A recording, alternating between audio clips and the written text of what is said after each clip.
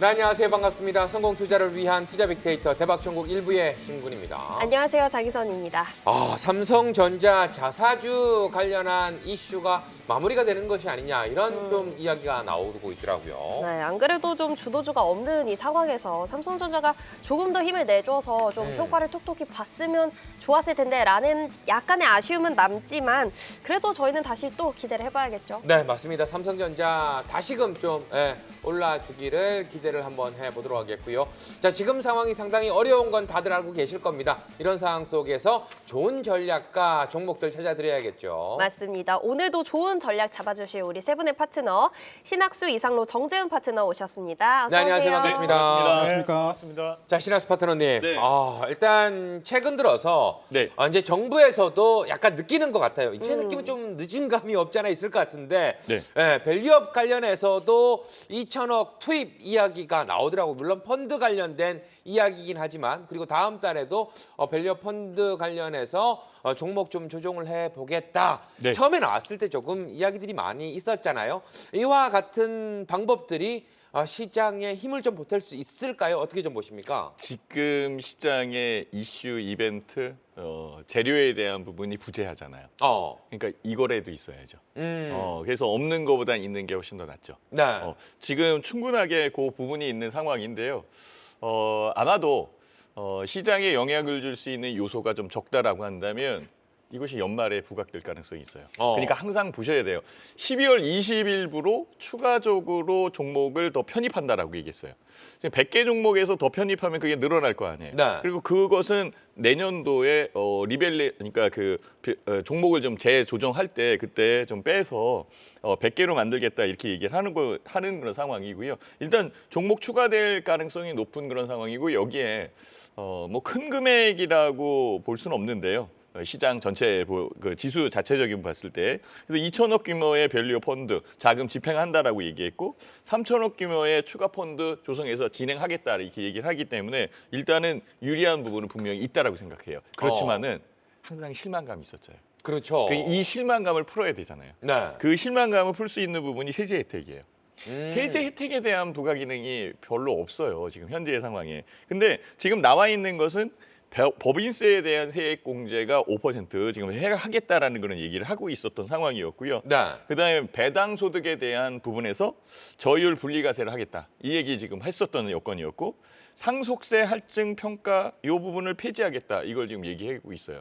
근데 이 부분이 국회 심의 단계에 있는 과정에 있어요. 아직도 심의 과정에. 그러니까 결과적으로는 이 부분이 그 최종 통과가 되지 않은 그런 상황이기 때문에 기대감은 주지만 그 상황에 기대감을 좀 희석시키는 그런 상황이 만들어지고 있는 거죠. 그래서 전체적인 부분에서 적극적으로 주주 환원에 대한 부분이 나와야 된다라는 그런 측면에서는 밸류업 프로그램 자체는 굉장히 유리한 그런 상황인데 그것을 밀어갈 수 있는 정책적 효과 이 부분이 부재한 거죠. 그래서 이것이 연말이 가면 갈수록 또 관련되어 있는 부분이 통과될 가능성도 있고 그 기대감이 부합될 가능성도 있잖아요. 그래서 이 부분 저는 일단은 현재의 코스피가 PBR 0.85배 그러면 굉장히 저평가되어 있는 상황이기 때문에 영향은 줄 것이다 이렇게 생각을 해봅니다. 네. 알겠습니다. 영향을 좀 줄 것이다. 어제 그래도 삼성전자의 자사주 매입 효과가 그래도 어제는 영향이 좀 있었던 것 같은데 추가적인 하락은 제한되는 모습이었지만 오늘은 결국 삼성전자도 약세로 마감을 했습니다.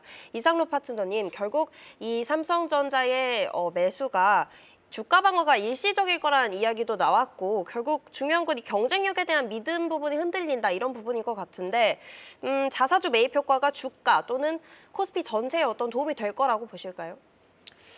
우리가 이제 지난 시간에 이 시간에 풀었던 것이 이제 삼성전자를 비롯한 반도체 전기전자가 바닥을 형성할 것이다라는 말씀을 지난주에 우리가 풀었었거든요. 네. 제가 이제 지난주에 말씀드릴 때 반도체와 전기전자가 바닥 구간을 형성하고 있는 거니까 여기서 이제 눈여겨봐야 된다고 하고 주말 동안 자사주 매입 이슈가 나오고 난 다음에 오늘까지 이제 조정이 조금 나온 상황입니다. 혹시 알고 계셨어요? 자사주 나온다는 거? 어떻게 알고 그때 바닥이라고 얘기를 하신 거예요? 네. 알고 네. 있을 수는 없죠. 네, 네. 그럼요. 네, 그건 이제 노코멘트 하겠습니다. 노코멘트만 하시면 안 되고요. 네. 네. 모르고 있는 게 맞는 겁니다. 네, 네. 네. 자, 뭐 아무튼 그게 중요한 건 아니고 어. 일단은 지금 현재 우리가 봐야 되는 것은 과거에도 이런 사례는 있었습니다. 언제냐면 2015년도 7월 달부터 10월 달까지 그때 그 SK하이닉스가 자사주 매입 이슈가 있었거든요. 그러면서 이제 최태원 회장이 본격적인 자사주 매입 이슈가 나오면서 대신에 주가가 곧장 올랐느냐 그것은 아니었어요. 오히려 이제 주가에 대한 부분이 32,000원대부터 시작해서 25,000원대까지 하락하는 모습과 바닥을 다지는 모습들이 형성되고 난 다음부터는 강하게 오르면서 15만 원 선까지 올라가는 모습이 나타났습니다. 네. 제가 하고 싶은 얘기는 뭐냐면 결국에는 이제 이 주가라는 것이 SK하이닉스도 과거 2016년도에 낙폭과대 125월선이라고 하는 10년간의 평균 종가 이하로 내려오고 난 다음에 자사주 매입 이슈가 나오고 강하게 올랐던 거고 삼성전자도 지금 현재 125월선이라고 하는 선에 이탈이 됐던 구간이었거든요. 잠시 삼성전자에 대한 주가 추이를 잠깐 한번 같이 보도록 하겠습니다. 네. 자, 차트를 한번 같이 보시면 자, 지금 현재 제 화면을 같이 한번 보도록 하겠습니다. 요게 이제 진한 선으로 이제 올라가고 있는 선이 이게 125일선이라고 해 10년간의 평균 종가선이라고 보시면 되는데 과거에 이제 2008년도 10월 달에 보면 그 자리가 한번 이탈이 되고 난 다음 이번에 16년 만에 처음으로 이탈이 되는 자리였습니다. SK하이닉스와 비교를 해서 말씀을 드리겠는데 SK하이닉스를 보시면요. SK하이닉스 같은 경우에도 과거 2016년도에 한번 이탈되고 난 다음에 자사주 매입 이슈가 나오고 그다음부터 주가가 현재까지 강하게 오르는 모습들이 동반되었다는 거죠. 그 이후로는 한 번도 이탈된 적이 없습니다. 자, 제가 이 얘기를 드리는 이유는 결국에는 이제 삼성전자가 자사주 매입 이슈에 대한 부분을 두고 우리가 뭐 갑론을박을 계속 하고 있는 그런 네. 시장에 대한 분위기인데 지금 자체로는 우리가 뭐 부정적인 이슈가 나올 수는 있어도 가격적인 부분으로 본다면 현재 이 5만 원 선을 중심으로 해서는 저가 권역이 형성되었다라는 것은 저는 기정사실화해야 된다고 봐요. 네. 그래서 여기서 추가적인 하락이 나타난다면 그것은 매수에 대한 관점으로 대응을 하는 거지 매도에 대한 관점은 아니다라는 말씀을 먼저 드리고 싶고 마찬가지로 지금 내일 엔비디아에 대한 실적 발표가 앞두고 있는 상황이거든요. 네. 그런 과정들을 감안해서 봤을 때 저는 오히려 이런 연말까지에 대한 소비 랠리까지도 반도체에 대한 업황 회복이 좀 더 이루어지면서 이런 반도체라든 전기전자에 대한 상승세가 나타날 수 있다. 그래서 저는 이런 말로서 현혹될 수 있는 부분에 속지 마시고 우선은 본질적인 부분, 가격적인 부분에서 본다면 지금은 저렴한 가격대이기 때문에 자사주 매입 이슈가 이대로 끝나지는 않는다는 말씀을 드리고 싶습니다. 알겠습니다. 정재원 파트너. 네. 어떻게 보면 우리가 지난주 이상로 파트너가 네. 얘기했던 것처럼 지난주에 이야기하실 때 옵션 만기가 끝나고 나면 시장은 좀 안정을 찾을 수 있다. 네. 삼성전자 자사주 효과가 아니었으면 어떻게 했을까? 이 생각도 약간은 들더라고요. 자사주가 아니었어도 시장은 상승했습니다. 그게 아니었더라도 상승했을 것이다. 자사주 발표는 6시에 났죠. 음. 하지만 삼성전자는 주간장부터 매수했습니다. 네. 더 중요한 건 삼성전자는 금요일 날 옵션 만기 목요일 날 끝나가서 금요일 날 삼성전자를 비롯한 전체 인덱스 펀드의 주요 종목군들이 다 올라오기 시작했거든요. 그러니까 여기서 지난주에 제가 말씀드렸던 내용 중에 시장 수급은 이미 하방에 대한 기준을 만들어두고 있었다. 그 부분들이 해소가 되고 나면 다시 상승할 수 있는 전제가 만들어지게 될 것이다.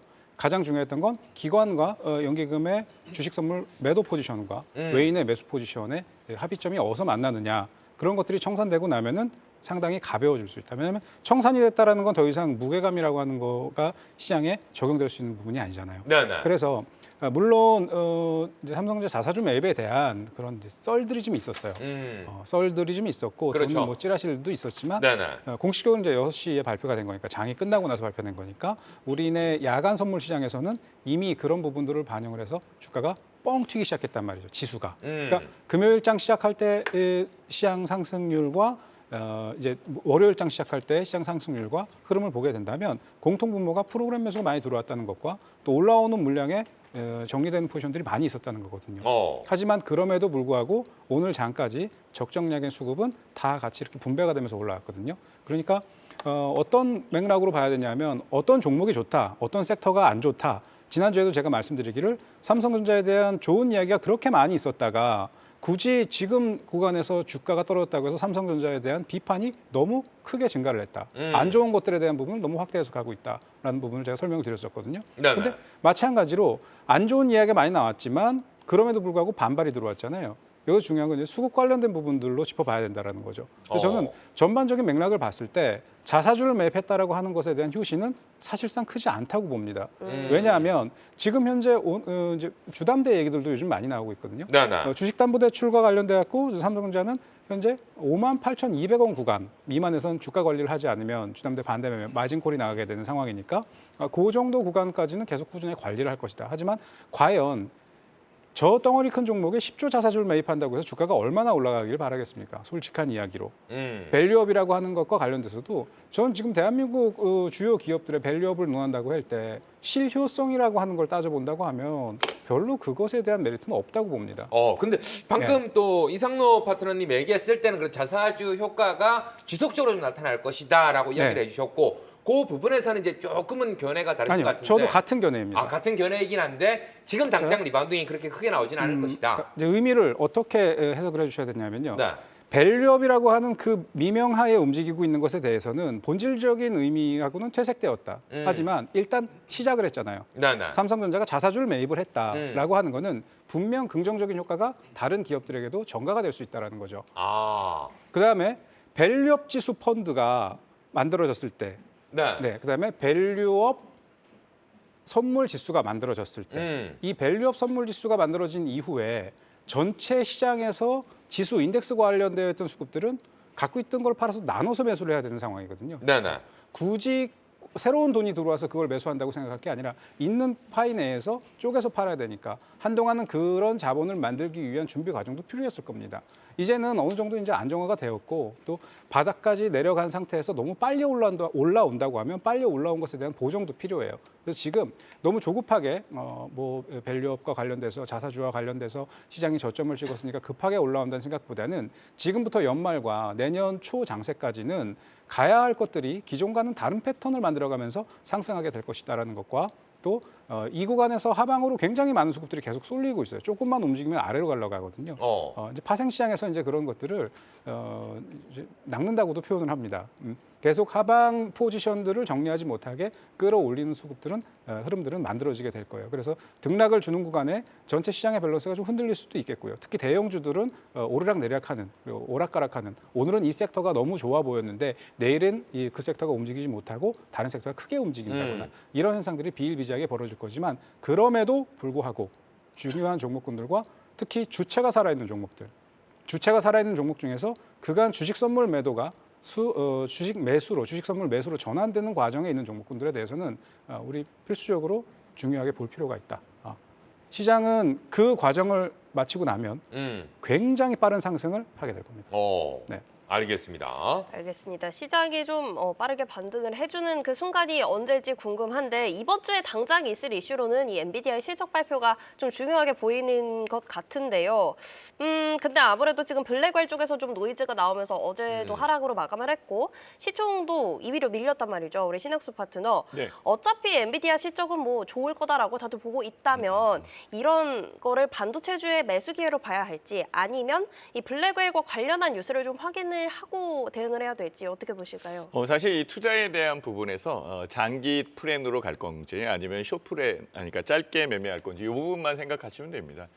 사실 이 블랙웰이 발열 문제가 있지 않더라도 결국은 장기적 부분에서는 주가가 반도체 쪽은 훨씬 더 유리한 그런 부분이고 성장에 있는 그런 여건이잖아요. 그렇다면은 결국은 두 가지일 거예요. 엔비디아의 실적이 예상대로 잘 나오느냐 아니면은 기대치에 못 미치느냐 이 부분에 두 가지인 그런 상황인데요. 실질적으로는 잘 나온다고 얘기가 나와 있는 상황이고요.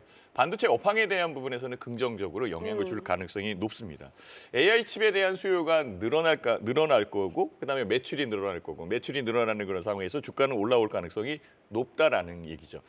차라리 블랙웰에 대한 부분에서 발열 문제가 있다라고 한다면 이 발열 문제를 해결할 수 있는 냉각 시스템에 대한 관련되어 있는 종목들 이쪽이 부각돼서 올라오지 않겠어요? 그래서 전체적 부분에서 발열 문제는 해결될 가능성이 높다라고 보고 있고 저는 엔비디아에 대한 실적 이 부분이 중요한 게 아니라 중장기 플랜에서는 반도체에 대한 업황과 업종에 대한 부분이 지금 저평가되어 있는 그런 상황이 유리하다라고 이렇게 말씀을 드릴 수 있고요. 그다음에 이 발열 문제에 관련되어 있어서 GPU나 CPU나 다 이 열을 굉장히 많이 내는 그런 상황이에요. 거기에 HBM 또한 열을 많이 내는 DRAM 중에 하나입니다. 연산을 해야 되기 때문에 굉장히 열을 많이 내거든요. 근데 이 부분이 발열 문제에 대한 여건으로 나간다라고 한다면 연산의 기능이 떨어질 수밖에 없어요. 그러면 그것을 물론 이제 기판에 대한 부분으로 고칠 수도 있는 것, 그러니까 수정할 수 있는 부분도 분명히 있는 그런 상황이겠지만은 실제적으로는 열 관리 시스템에 대한 부분이 부각될 가능성이 있다라고 먼저 짚어 들어가야 되겠죠. 네. 그래서 저는 엔비디아 관련되어 있는 여건에 오히려 액침 냉각이나 그 수냉식 아니면은 뭐 공냉식으로 하는 것보다는 수냉식이 네네. 낫잖아요. 그래서 액침 냉각이나 냉각 시스템에 관련되어 있는 종목군들을 조금 더 미리 앞서서, 보자. 그래서 네네. 앞서서 보는 게 맞지 않을까 이렇게 생각을 해봅니다. 알겠습니다. 네. 자, 우리가 또 반도체 이야기만 계속할 수는 없을 것 같다라는 네. 생각도 듭니다. 이상로 파트너님, 네. 최근 시장에서 가장 큰 문제 중에 하나가 주도주가 없다라는 부분일 것 같아요. 근데 주도주가 없는 이유는 그쪽으로 들어가는 수급이 없기 때문이 아닐까라는 생각도 해보게 됩니다. 외국인의 수급이 가장 아쉽다라고 계속해서 이야기가 나오는 가운데 어떤 기사에서는 최근 인기를 좀 끌었던 인도 증시 같은 경우에도 최근 한 달간 살펴보면 한 28억 달러인가요? 우리나라 돈으로 한 4조 가까이 좀 빠져나가는 듯한 모습이 네. 좀 보여지고 있고 뭐 그 당시에 트럼프 당선 이후에 뭐 한국 증시라든가 이쪽에서 빠져나간 자금보다도 훨씬 많았다. 라는 부분이 있는데 뭐 최근 들어서 이제 뭐 현대차의 관련 소식들도 그렇게 많이 들리지도 않는 상황 속에서 가상 시장이라든가 미 증시라든가 빠져나갈 때는 많지만 들어오는 자금이 좀 부족하다라는 의미에서 어떻게 이런 것들을 좀 해결해 나가는 방법들이 좀 있을까요? 뭐 우리가 이 경제라는 게 사실 이제 통화량을 증가시키는 직접적인 요인이 되는 것은 크게 두 가지입니다. 하나는 이제 양적 완화라는 거는 돈을 곧장 풀어버리는 거죠. 네. 그러면 우리가 1인당 10만 원씩 지급 이러면 그 다음 날부터 장사가 조금씩 되기 시작합니다. 왜냐하면 시중에 돈이 풀리기 때문인 거고. 다만 이제 금리를 조정한다는 것은 결국에는 이자에 대한 부분을 낮추고 올린다는 거니까 이것이 실물 경제에 미친 여파는 최소 3개월에서 길면 1년 이후부터 영향을 받게 되거든요. 네네. 그럼 지금 미국이 금리 인하를 결정했던 것이 9월 달인 거고 우리나라도 그 이후로 결정을 했는 상황이다 보니까 지금 현재 이것만을 가지고 우리가 이미 뭐 주가에 대한 부분 자체에서 아직까지는 크게 유동성이 공급되지 않고 있다 이렇게 평가하기는 조금 힘든 상황이라고 저는 판단을 하거든요. 오히려 지금 연준에서도 얘기하는 것이 속도 조절을 해야 된다는 것은 지금 당장 유동성이 공급됐기 때문에 속도 조절을 해야 된다는 것이 아니라 앞으로 유동성이 공급될 수 있으니까 유동성이 좀 더 확대될 수 있으니까 이 지금부터라도 우리가 먼저 속도 조절을 함으로써 나중에 너무 많은 유동성이 공급되는 것을 미리 어느 정도는 예방하자라는 뜻으로 좀 받아들여야 될 필요가 있는 거고 그런 과정에서 봤을 때 시장에 대한 부분에서 현재는 저는 이제 크게 두 가지에 대한 문제가 좀 있다고 보는 것이 첫 번째는 이제 국내 증시의 상승 모멘텀이 부재하다는 거죠, 사실. 그렇죠. 왜냐하면 지금 현재 우리가 크게 3대 축으로 볼 수 있는 것이 우리가 반도체, 2차 전지, 그리고 또 한쪽이 이제 제약바이오인데 최근에는 반도체, 2차 전지, 제약바이오 어느 한쪽도 올라가지는 못하고 있습니다. 네네. 그렇다 보니까 지수에 대한 상승이 나타날 수가 없는 거고 다만 현재 오르고 있는 종목군들을 보면 대부분 다 방산, 조선이라든지 이런 트럼프 트레이드 관련된 종목군들이 아름아름 올라가는 그런 양상들을 보이거든요.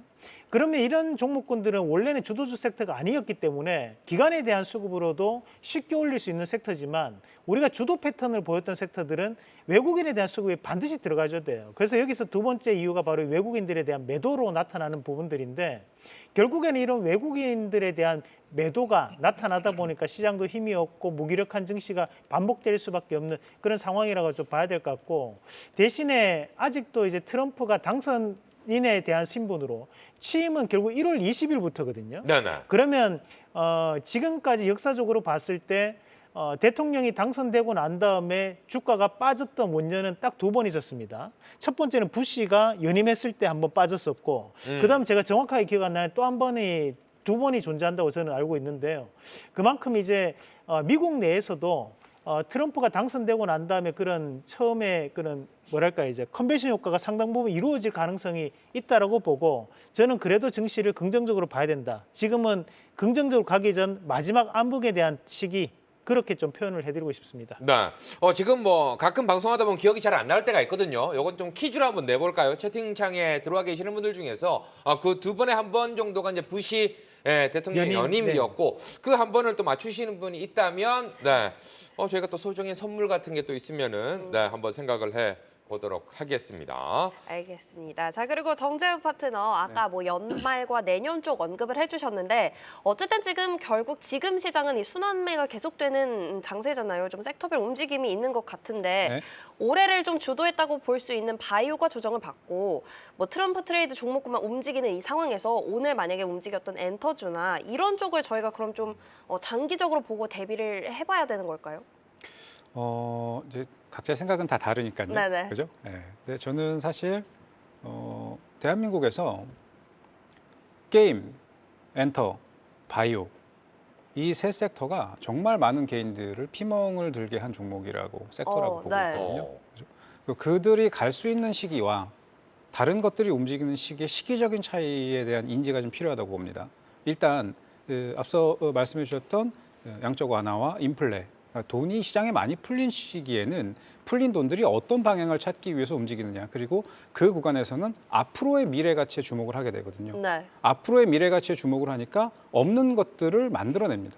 물론 아예 허구는 아니겠지만 그럴 수 있는 것들에 대한 기대치가 높아지게 되고 그럴 수 있는 것들에 대한 기대치가 미래 가치를 더 많이 끌고 와서 향후 10년과 20년 이후의 기업의 실적이라고 하는 것을 주가에 반영을 하게 되죠.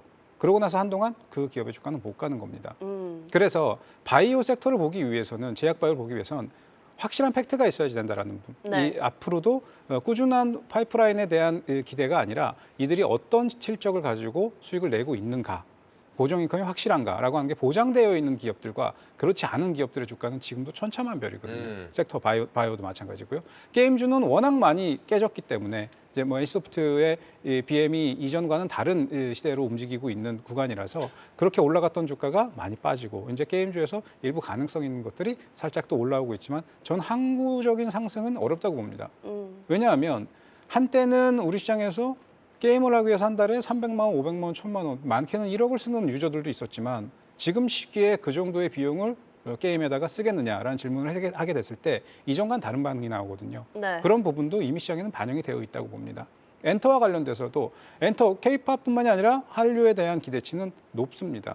그리고 저는 그 부분에 대해서 훨씬 더 성장을 해야 하고 또 많은 부분 뒷받침이 되어야 되고 더 높은 역량을 발휘할 수 있을 거라고 봅니다. 하지만 그것을 주가에 반영한다라고 하는 것은 이미 반영된 부분과 반영될 수 있는 부분의 개념으로 봤을 때 지금은 시장에 풀린 돈이 새로운 기대치를 만든 구간이 아니라 풀린 돈의 일부를 흡출시키고 풀려있는 돈의 회전을 높여가면서 전체 경기를 조율하는 구간이기 때문에 이럴 때는 네. 가치주가 훨씬 더 유리하다.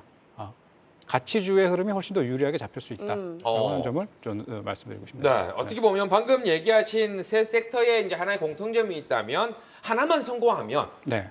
대박이 나는 그런 부분들이 좀 있었는데 최근 들어서는 그럼에도 불구하고 트럼프 트레이드 관련해서 머스크 트레이드 관련해서 이야기를 또 안 할 수는 없을 것 같다라는 생각은 좀 듭니다. 네. 관련해서는 어떤 섹터 좀 보고 계십니까? 저는 조선 섹터도 괜찮다고 보고 원전 섹터도 괜찮다고 봅니다. 음. 지금 뭐 우리 시장뿐만 아니라 미국 내에서도 조선 그리고 인프라 특히 앞으로의 인프라와 관련된 부분에 있어서는 너무나 신경 써야 될 것들이 많이 있을 겁니다. 뭐 아직 미국을 다녀오신 분들은 아시겠지만 뭐 동부에서 서부로 뭐 남서부에서 뭐 북부로 이동하는 과정을 보면은 도로에 있는 이제 우리는 상상조차 못할 나무로 된 전봇대도 있거든요. 그리고 깔려 있는 전선들도 노후화되어 있는 것도 굉장히 많이 있습니다. 그런 부분들의 인프라가 어느 정도 충당이 되어야 차후 많은 전력을 운송하는 데 있어서도 도움이 될 것이고 전반적인 인프라, 뭐 원전, 에너지 관련돼서 높은 비중을 두고 볼 만한 가치가 있다. 근데 굳이 꼭 트럼프 트레이드가 아니더라도 네네. 그거는 다른 정권이 들어섰다고 하더라도요. 이루어졌어야 될 인프라 투자니까 그 부분에 있어서는 시대의 흐름과도 좀 맞아 떨어진다고 생각을 합니다. 네, 알겠습니다. 자, 그리고 저희가 한 가지만 더 짚고 가보자면 간밤에 유가가 또 올랐어요. 네. 노르웨이 쪽에서 뭐 생산 차질 소식이 있었는데 그래서 그런지 오늘 또 정유주가 강세를 보였습니다. 우리 시장수 파트너 유가 자체로 본다면 사실 좀 부담일 수 있는데 정유주가 강세를 보였다. 이거는 좀 어떻게 해석을 해야 될까요? 일단은 뭐 정제 마진에 대한 부분들 이런 쪽이 이제 호재로 작용할 가능성이 네. 높다라고 해서 사실 정유주들이 많이 내려 있는 그런 상황에서 반등하고 있는 그런 여건인데요. 실제 지금 유가가 올라올 수 있는 요건은 두 가지로 보고 있어요. 네. 첫 번째는 우크라이나와 러시아의 확전 소식. 네. 이게 이제 제일 크게 작용하는 거고요. 두 번째는 방금 우리 MC님이 얘기해 주신 것처럼 북해 유전에 대한 생산 중단, 이 부분이 제일 큰 거죠. 근데요, 실제적으로 유가는 30달러까지 내려온다 이렇게 얘기를 해요. 더 내려올 가능성이 높은 거죠. 왜 내려오냐 왜 내려오나 이걸 보면은 미국의 생산량이 계속적으로 늘어날 가능성이 높아요. 셰일가스, 그다음에 셰일 수역유 이런 쪽에 트럼프 정부가 들어오기 시작을 하면은 화석 연료에 대한 드라이브를 걸 가능성이 높은 거죠. 그러다 보니까 실질적으로 생산량이 더 늘어날 것이다. 지금 오펙도 카르텔이 지금 무너지고 있는 상황이거든요. 서로 네. 지금 달리 움직여요. 그리고 감산에 대한 부분에 의해서 오펙이 뭉쳤는데 오히려 지금 나름대로 증산한다라고 얘기를 하고 있고 그러다 보면은 결국은 글로벌 유류 수급에 대한 부분이 과잉으로 들어갈 가능성이 있어요. 네네. 특히 이제 중국의 경기가 그렇게 좋은 그런 상황이 아니기 때문에 실질적으로 유가에 대한 부분은 부담이 있다라고 보시는 게 맞아요. 다만 이슈에 대한 여건이 들어온 거잖아요. 그래서 당분간은 유가에 대한 부분이 올라올 가능성이 높지만 현재의 상황에서는 그 부분에 유류 관련되어 있는 종목들을 투자한다라고 한다면 가능해요. 그렇지만 짧게 봐야 되지 않겠나. 그래서 계속적으로 모니터링을 해야 되는 거고요. 속단할 필요는 없어요. 그리고 정유주에 물리면은 오래 갑니다. 오래 간다. 이렇게 보시면 됩니다. 그러니까 되도록이면은 유리한 부분에서 짧게 매매하시는 게 유리하지 않을까. 근데 그 말에는 조금 많은 분들이 동의를 못 하실 것 같아요. 왜냐하면 요즘엔 다들 힘들어 하셔가지고 네, 정유주뿐만 아니라 너무나 좋은 섹터들, 좋은 종목들도 그런 분위기 속에 있다 보니까 네, 좀 맞습니다. 어려워하시는 것 그 같다라는 부분 생각이 듭니다. 잠깐 해도 될까요? 네. 왜냐면은 뭐 어떤 종목이든 다 내려오잖아요. 주가 자체적인 부분에서는 시장의 여건에서 눌려 있는 그런 상황인데 여기 이제 두더지 게임이 시작되는 거죠. 여기에서 이제 성장 가능성과 기대감이 있는 것은 기어 올라오기 시작해요. 거기에 네. 제일 큰 게 반도체예요, 사실은. 어. 그러니까 반도체에 대한 섹터도 꼭 뭐 D램 분야뿐만이 아니라 뭐 여러 가지 이 서버 관련되어 있는 부분이 있어요. 우리 파트너 정재영 파트너님이 네. 그 전력 관련되어 있는 부분 얘기를 하시잖아요. 그래서 전력 관련되어 있는 인프라 이런 것들도 굉장히 큰 그런 상황이잖아요. 근데 있는데 네. 시장이 들려. 우리나라만 빠져. 그러니까 이게 문제인 거예요. 그러니까 약간 아쉬운 부분이 너무 없지 않아 있는 상황인데 이것이 슬슬 풀리지 않을까 이 생각도 좀 하는데요. 네. 시간이 걸리겠죠. 그렇지만 견뎌야죠. 어떻게? 그래서 전체적인 부분에서는 저는 유리한 섹터를 담아가야 되는 게 맞다라고 이렇게 생각이 듭니다. 네, 약간만 아쉬우세요? 저는 많이 아쉽더라고요. 저 진짜 많이 아쉬워요. 네, 맞습니다. 방금 얘기해 주신 것처럼 두더지 게임 속에서 어떤 종목을, 어떤 섹터를 봐야 되는지는 잠시 후 시초가 공략주에서 확인을 하도록 하겠고요. 마지막 질문, 이상로 파트너님. 자꾸 이런 질문만 드려 죄송합니다. 조금 어려운 질문이긴 한데 우크라이나, 러시아 관련돼서 종전이 되더라도 방산주는 계속 신경을 써야 된다는 이야기도 나오고 있고 또 한동안 중동 관련된 이야기가 좀 잠잠합니다. 관련해서는 또 어떻게 좀 시장에 영향을 미칠까요? 지금 보면 얼마 전에 이제 바이든이 우크라이나한테 이제 러시아를 본토를 타격할 수 있는 미사일에 대한 개시를 허용하겠다. 그걸 허용을 했지 않습니까? 그러니까요.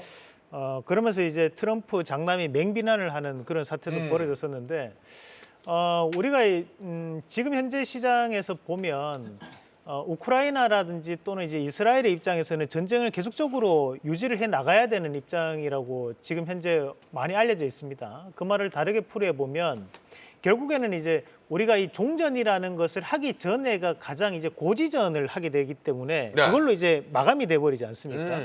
그러면 이제 가장 격화되었던 순간에 우리가 이제 종전이 이루어진다고 합니다. 지금까지 역사적으로 그래 왔던 것처럼 그런 과정들을 본다면 지금의 현재 격화되는 분위기 자체가 결국에는 그만큼 종전에 대한 부분 자체가 임박했기 때문에 좀 더 격화되는 입장이라고 저는 보는 입장인 거고 다만 이제 방산 섹터에 대해서는 다르게 해석할 필요가 있는 것이 우리가 전쟁이 이루어져야지만 방산 섹터가 매출이 증가하는 구조는 아닙니다. 결국에는 네. 결국에는 경비에 대한 부분이라는 거죠. 우리가 최근에는 이제 대부분 다 이제 스트롱맨들의 시대라고 표현을 많이 합니다. 그만큼 이제 국방력에 대한 부분을 증가시킬 필요가 있다라는 것이 지금 현재 공통적인 공감대가 형성돼 있는 상황이다 보니까 국내 같은 경우에도 과거에는 보면 대부분 다 이제 다른 쪽에 그 미국 쪽에 대한 납품이라든지 유럽 쪽에 대한 납품이 많았었다면 최근에 동남아 쪽에 대한 납품이 상당 부분 늘어나는 것도 네. 동남아에서도 이제 국방력을 강화하겠다는 움직임들이 나타나고 있기 때문에 지금에 대한 매출 구조가 좀 더 다변화되는 양상이라고 좀 봐야 될 것 같거든요. 그런 과정에서 본다면 이제 전쟁에 대한 종전 유무와는 상관없이 방산주에 대한 매출 증가를 좀 더 이어질 가능성이 좀 높다라는 부분으로 보고, 다만 이제 종전이라는 이슈가 나타난다면 그 이슈에 대해서는 일시적인 하락은 어쩔 수 없다라는 부분으로 봐야겠죠. 네. 아까 전에 혹시 떨어지는 두 번 중에 한 번 찾으셨나요? 열심히 찾고 국내 거는 나오는데 네. 해외 사례가 지금 제가 지금 잘 나오지 않아서 네. 퀴즈 맞힐까 봐 저도 조마조마합니다. 네. 제가 이제 국내 거를 대신 좀 읽어드리면 네. 현재 이제 우리가 노태우 정부부터 시작을 해가지고 진행이 되었을 때 과거 이제 이명박 전 대통령 때는 이제 리먼 브라더스가 있었으니까 그때하고 박근혜 전 대통령 때 시기를 빼고 나머지는 취임 후 1년 동안 주가는 다 상승했다. 그렇게 이제 보시면 되겠습니다. 네, 알겠습니다. 알겠습니다. 자, 이렇게 해서 세 분의 파트너와 함께 오늘 장 이슈 흐름 살펴봤습니다.